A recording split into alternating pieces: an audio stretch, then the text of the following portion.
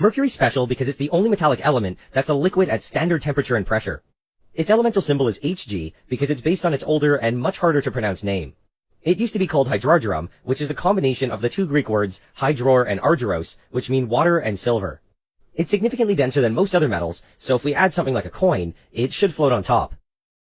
Because it's a metal, it also conducts electricity, and this is taken advantage of to make various mercury-based electrical switches. Mercury doesn't normally exist as a metal in nature, and it's usually found in the form of mercury sulfide, which is commonly known as cinnabar.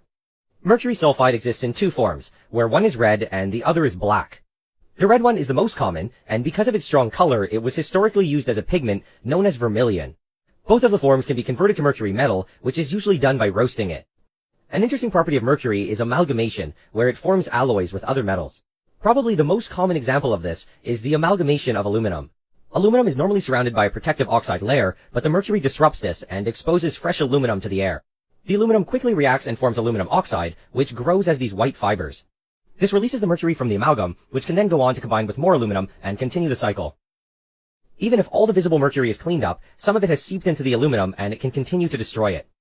Besides aluminum though, mercury amalgamation is generally quite useful, and it's commonly used to do things like extract gold from gold ore, or to make dental fillings. It can be converted into mercury thiocyanate, which is the chemical that's used for the famous Pharaoh serpent demonstration.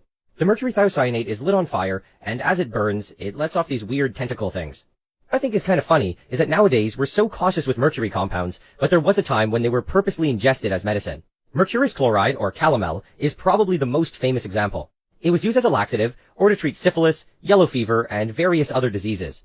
Over the years, mercury-based pharmaceuticals have been more or less phased out and replaced with much safer alternatives. However, there are still some that are used.